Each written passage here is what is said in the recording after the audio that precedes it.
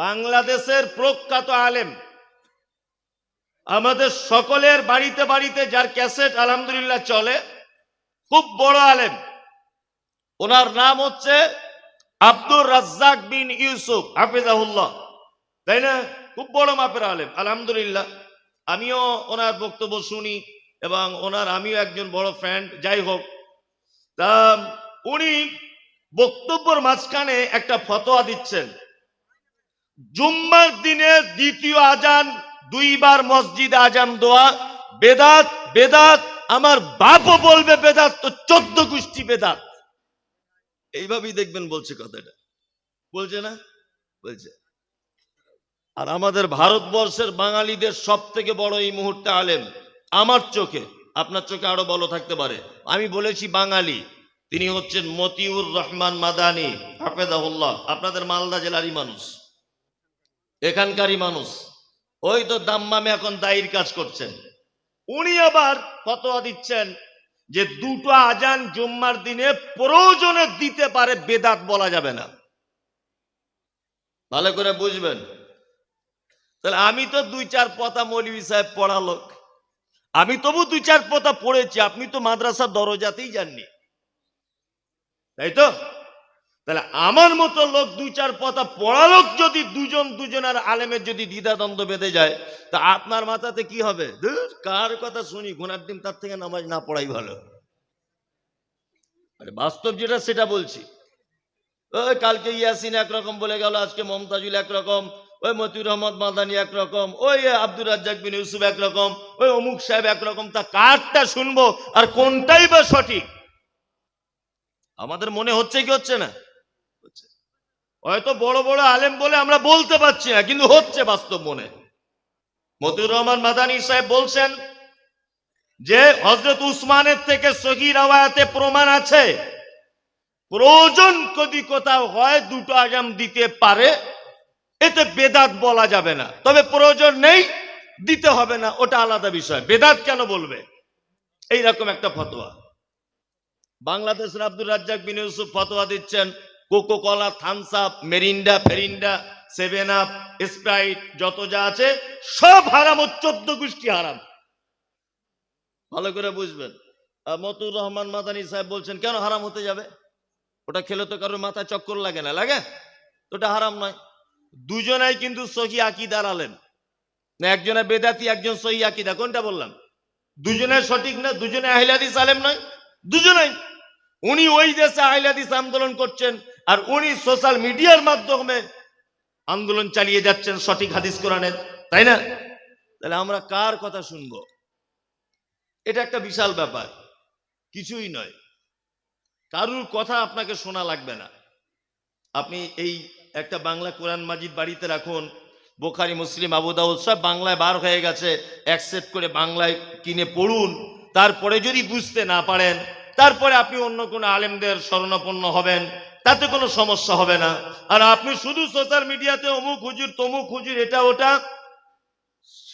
জানতে আর শিখতে শিখতেই আপনার 60 বছর হয়ে গেল, এখনো সঠিক খুঁজে পেলেন না। আপনি কিয়ামত পর্যন্ত সঠিক খুঁজে পাবেন না।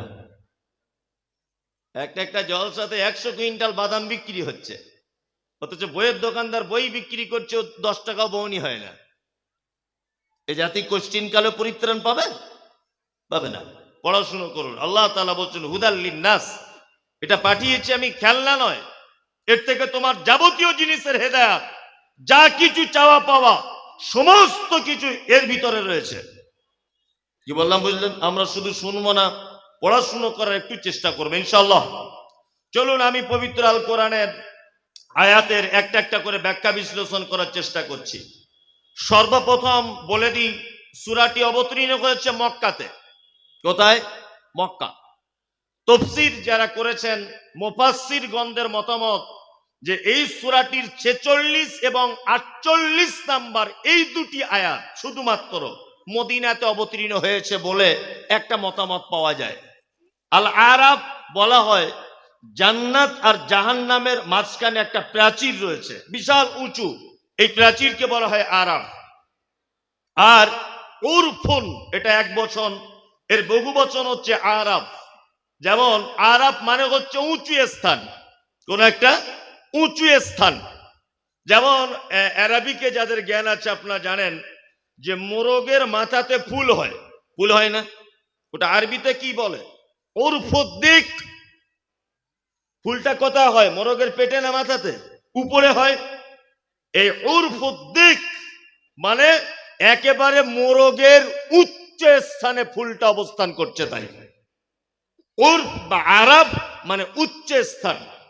আল্লাহ সুবহানাহু ওয়া তাআলা অত্র সূরার ভিতরে কি বলছেন, একটা একটা করে শব্দের আমি ব্যাখ্যা বিশ্লেষণ করছি। দেখুন এর ভিতরে আমার আপনার অনেক অসুখ ভরা রয়েছে। আল্লাহ সুবহানাহু ওয়া তাআলা সর্বপ্রথম বলছেন আলিফ লাম মিম সাদ। পবিত্র আল কোরআনে 29টি সূরার ভিতরে এইরকম সূরার শব্দগুলি এসেছে, জানেন? আলিফ লাম মিম, ইয়াসিন, তাহা, কফ, নুন, আলিফ লাম মিম, আলিফ লাম র, তাহা। আছে না এগুলো কোরআন মাজিদে? আছে, এগুলো কোরআন মাজিদে আছে। আরবিতে বলা হয় হুরুফে মুকাত্তাআত, বাংলাতে বলা হয় বিচ্ছিন্ন অক্ষরমালা।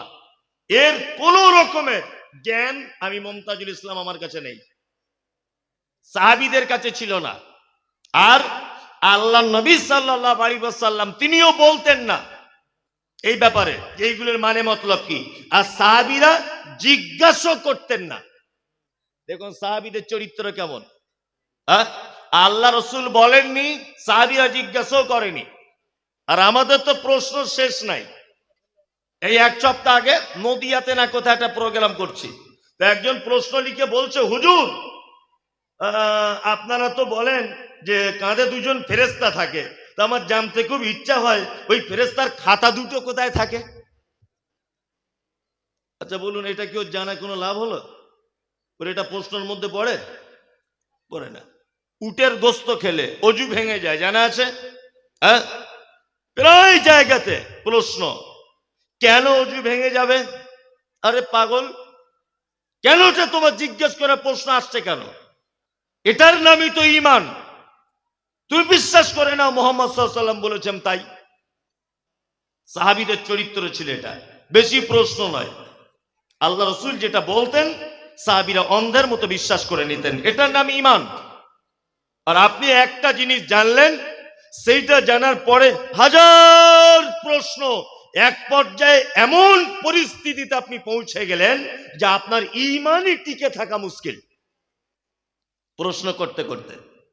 সহজ জিনিসটাকে আপনি কঠিন করে দিচ্ছেন।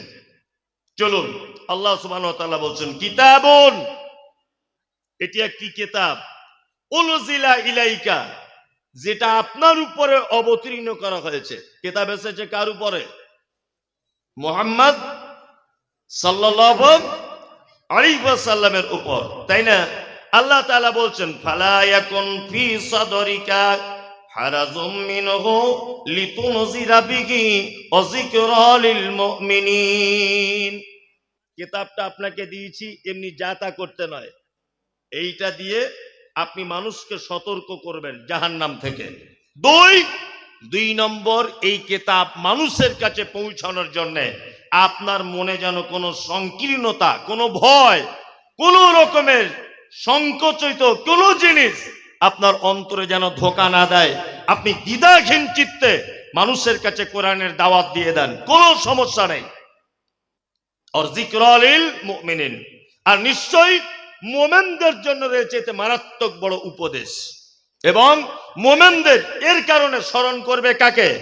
আল্লাহ সুবহানাহু ওয়া তাআলাকে। তিনটি মাত্র কথা। কোরআন এটি কি? কোরআন অবতীর্ণ করা হয়েছে কার কাছে?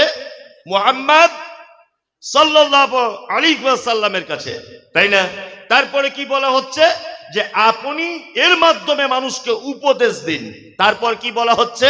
যে এইটা মানুষের কাছে পৌঁছানোর জন্যে আপনার মনে, আপনার অন্তরে কোনো যেন সংকীর্ণতা, ভয়, ভীতি কাজ যেন না করে। মুমিনদের জন্য এটা একটা কল্যাণকর কিতাব। কোরআন পৌঁছাতে গেলে, সত্য কথা বলতে গেলে, আজও পর্যন্ত এই দেশের মাটিতে আলেম ওলামারা যারা বক্তব্য